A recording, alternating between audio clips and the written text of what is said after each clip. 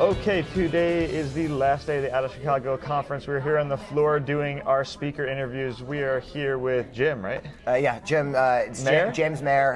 James? Yeah, Or Jim? but friends call me Jimmy. So. Okay. Yeah. So we're here with James Maher, and you are a street photographer in New York primarily, correct? Yes. Yeah, I've been doing street photography in New York for the last 16 years, and I also run a portraiture business, fine art business in the city. Yeah. Cool. How did you get into it originally?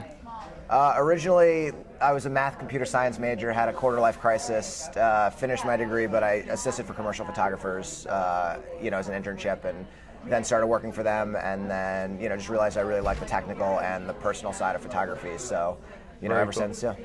So you just got into it, and what you were doing in the film days back in the day, or was it digital? I used film early on. Honestly, the funny story is I realized I liked photography because I downloaded an early version of Photoshop to make fake IDs for all my friends in college. So, I think the statute of limitations. Yeah, exactly. I think that's past, the statute of limitations. But, I said, wow, Photoshop's fun, so I got a camera. Very cool. Yeah.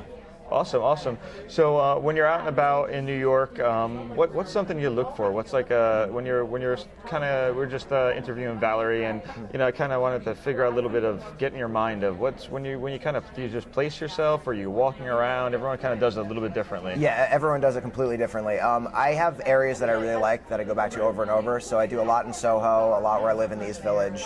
I will place myself in a spot. A lot of times I'll find a good spot and let things happen and. Yep.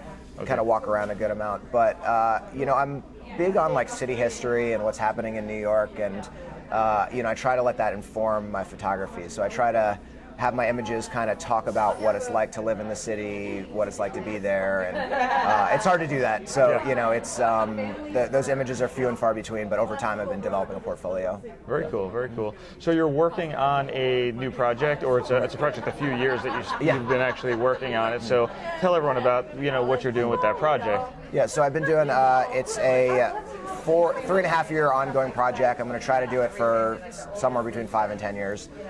It's portraitures and interviews with people who have lived in the East Village neighborhood of Manhattan for a long time.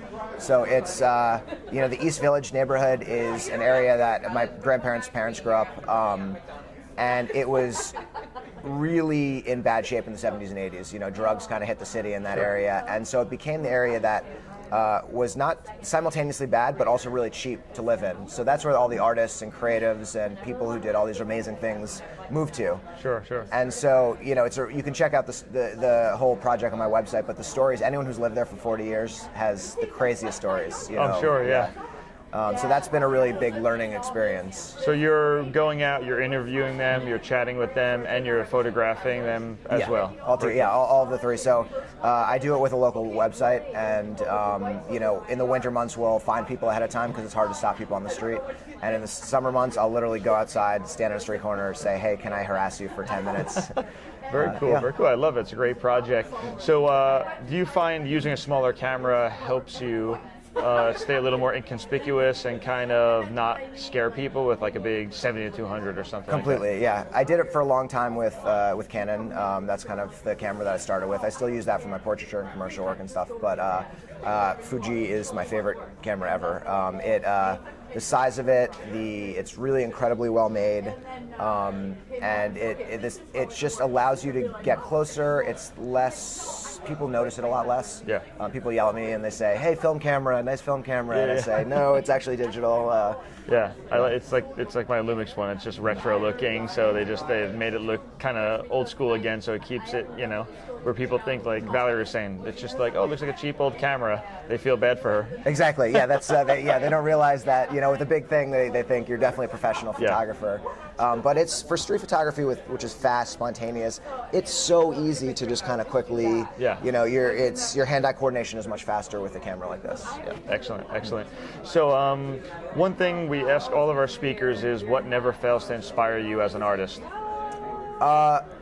History books, both not photography related and photography related. So I like looking at portfolios of older New York photographers to kind of see what they found interesting and how those photos aged. Yeah. And so then when I photograph now, I try to think of things that I don't want to take things for granted. So I want to figure out what looks normal now that's going to age really well. Sure. Timeless. Make it timeless, like kind of something that's going to last. Exactly. Yeah. So it's, you know, things you take for granted now. I mean, everyone's staring at their cell phones. Everyone's, you know, kind of big headphones disconnected. It seems so normal, but it's actually kind of, that's what 2016 is. So Yeah. it helps. That's what inspires me.